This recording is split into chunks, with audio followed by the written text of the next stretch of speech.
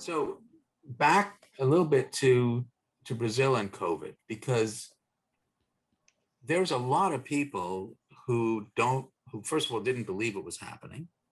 And now there's this new strain, and now Brazil is right in the heart of all of this. What's going on with that? And how's the government going to manage that, or are they just turning their back on that again? How are you being It treated also, because of it? what's What was that? that, Tom? And how are you being treated because of it? Like, Oh yes, that's a big thing. Just to jump in on that part because I know I'll forget. As a Brazilian, we don't get a lot of like racial stereotypes, right? Like we don't get hit by a lot of xenophobia. That happens, of course.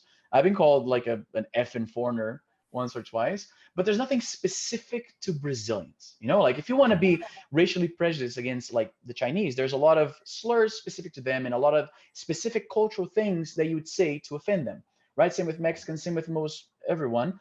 But Brazilians, we don't really have something, and apparently we do now because the COVID variants like P1 and P2, which are the most dangerous, like it started in Brazil. It's been called the Brazilian variant. And if you track social media and you type something like Brazilian fault or like, Bolsonaro fault or something along like using those words, you will find a lot of people who are saying quite literally that it's the Brazilian's fault. So as a Brazilian who lives outside of Brazil, obviously that affects me, right? Like I overheard in like at the grocery store. That's not some.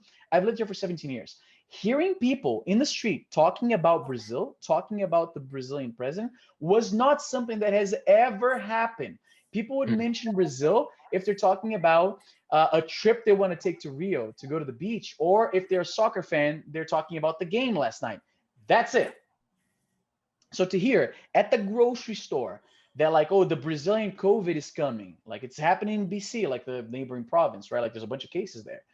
The entire hockey team, like in Vancouver, came down with COVID, right? Cape Cod. So that's something, yeah. So that's something I have never experienced before as a Brazilian living abroad. So obviously, as a foreigner, and in these tumultuous times we're living in, it's a little bit scary. In fact, some people have thought that the reason why I want to leave Canada might be because that it hasn't gotten to that point, but it is an added benefit that I don't have to worry about that, I guess.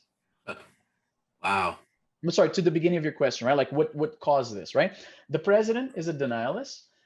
Every single one of his ministers, which is the equivalent to like secretary in American politics, right? The Ministry of like Health and like all these things, he would bring in somebody who was like a doctor or something like that, something with some experience in the field, and they would say, what you're doing is wrong, and then he'd get rid of them and get somebody else who would, hopefully be a yes man. If it wasn't, rinse, repeat, until you get to like you eventually filter out, and whoever you get like next is going to be like even worse than the one before, because what got the one before fired was some semblance of common sense, right?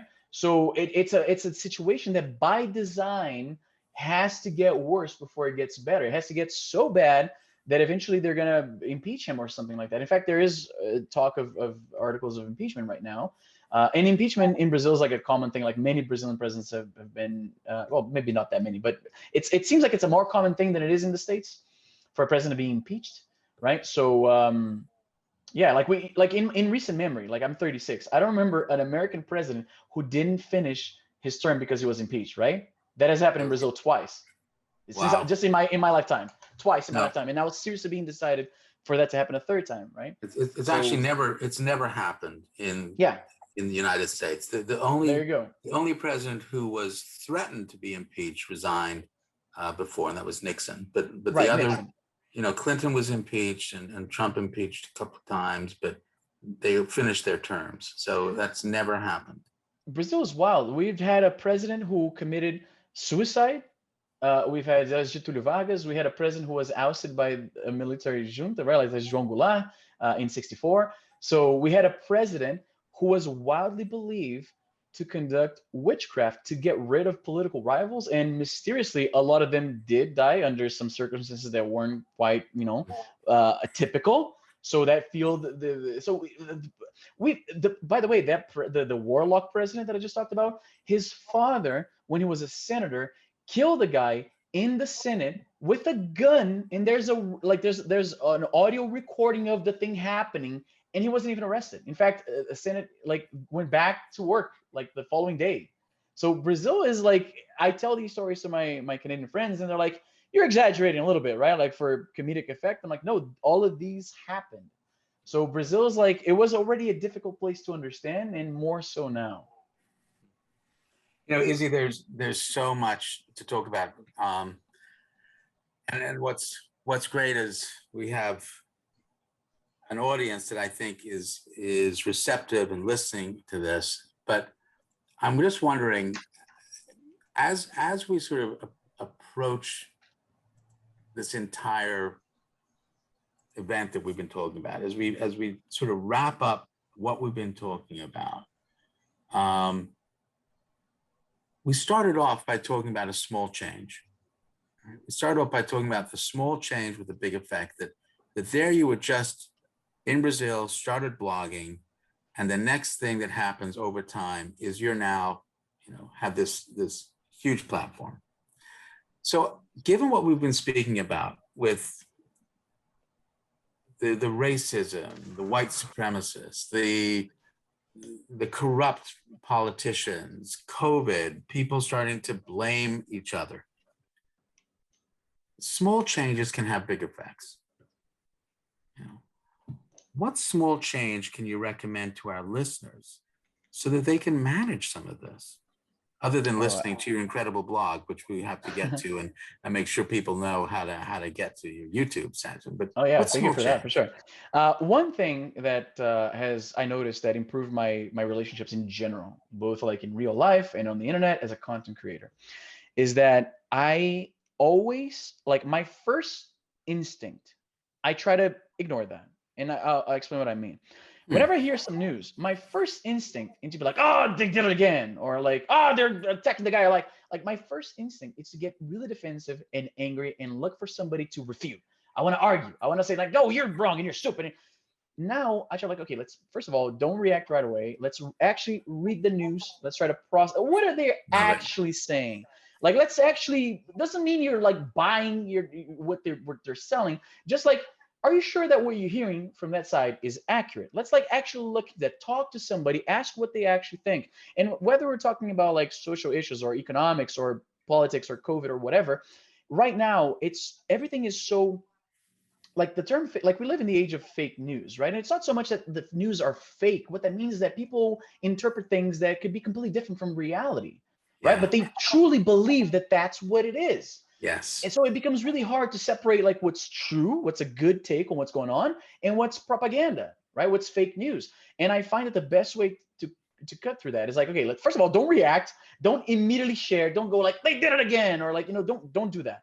Don't get mad at somebody because they used the wrong word. They said it something. Oh, that could perhaps be misconstrued as racist, or that because I get it both. I get it from both sides, right? I've been accused of like that thing you said that can be seen as racist, or sometimes, hey, how come you said it in that sense? Why did you censor yourself? Are you afraid of the SJWs? Are you turning into one of them? I fucking knew it. I could tell. Like he's getting, it's like an anti-SJ, like an inverted SJW. He's offended because I wasn't offended enough, you know, I wasn't offended enough at something, right? Like, so what I say is don't react right away. Like whatever your first instinct, it's probably not right. It's coming from that primal part of your brain that wants to fight, Yes. that thinks that like your survival is at stake here. And that's the Yes. other, that's the tribalism that helped us so much when we're you know, I mean, we're still primates, but we're, No, you no, know, you're early right. hominids, right? Yeah. Like rejecting what's strange and what's different and what's Yeah. wrong was very important. It helped us get here. But right now,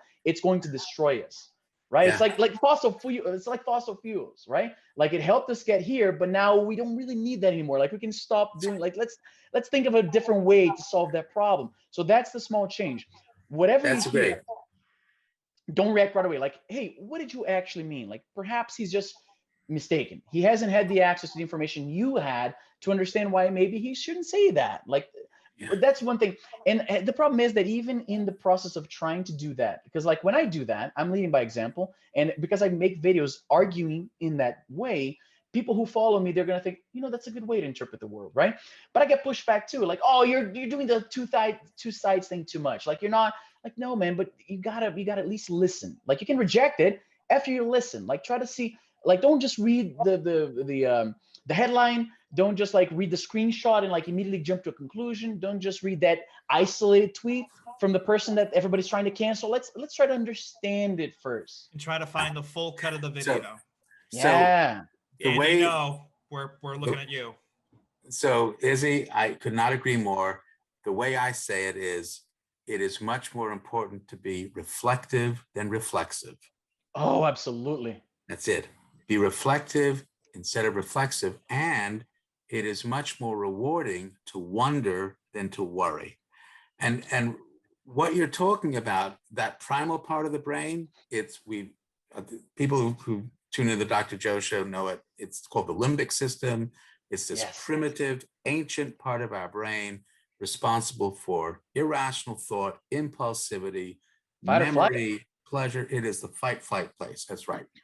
But we have another part of our brain, the modern part of that brain, the prefrontal cortex, which is responsible for thinking, for rational thought, for solving problems, executing a plan, anticipating what will happen next. If you wouldn't mind, just put your hand on your forehead for a moment right now.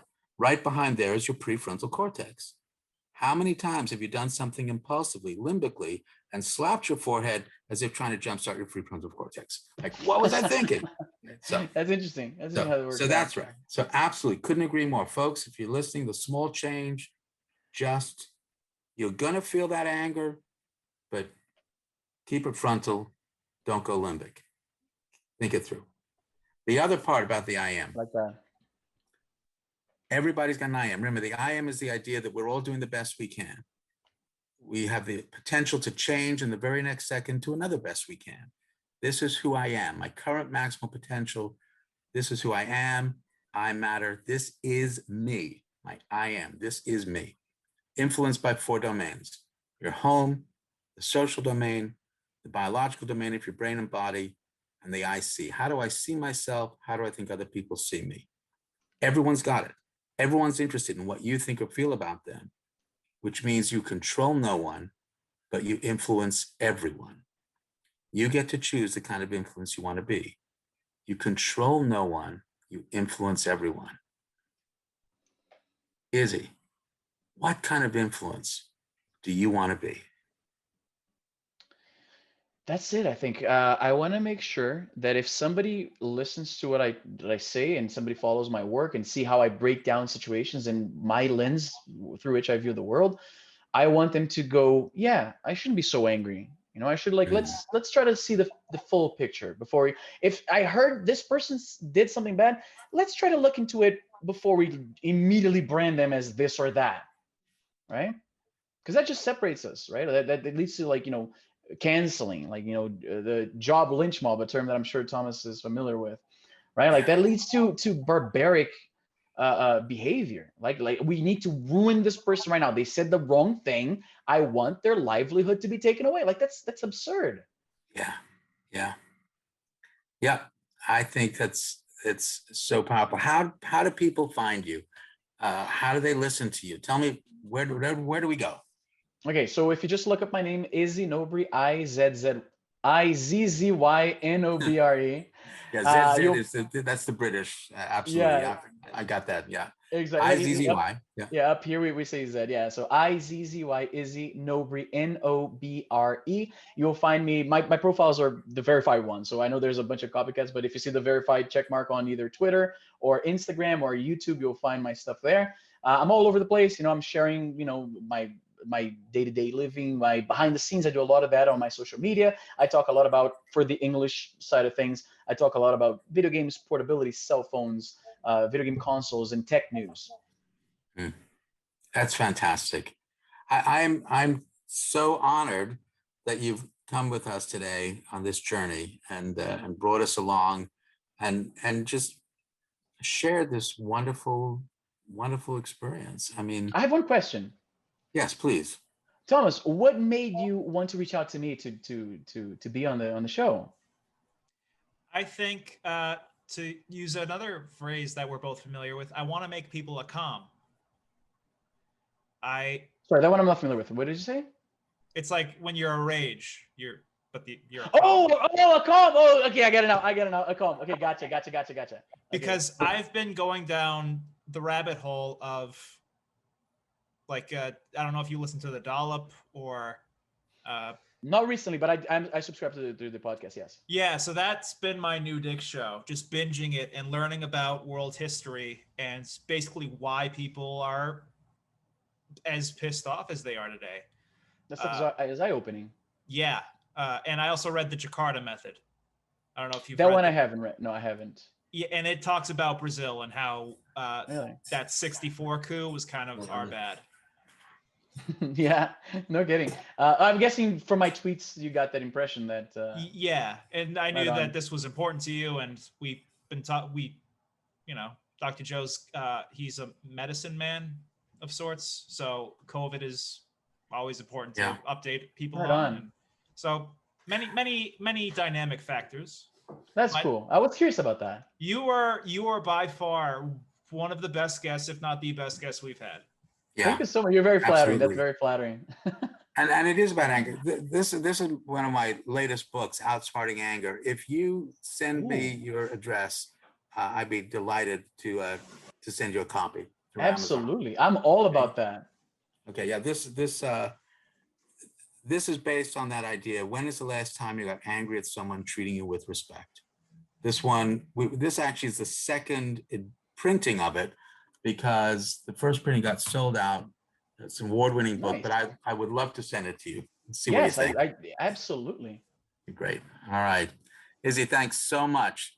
Tom, Mark, it's been so much fun. Thanks, Izzy. We'll Thank see you so much for guys. having me, guys. Thank Thanks. you. Bye, everyone. Stretch the canvas, rush with madness. Is it sadness or just a show?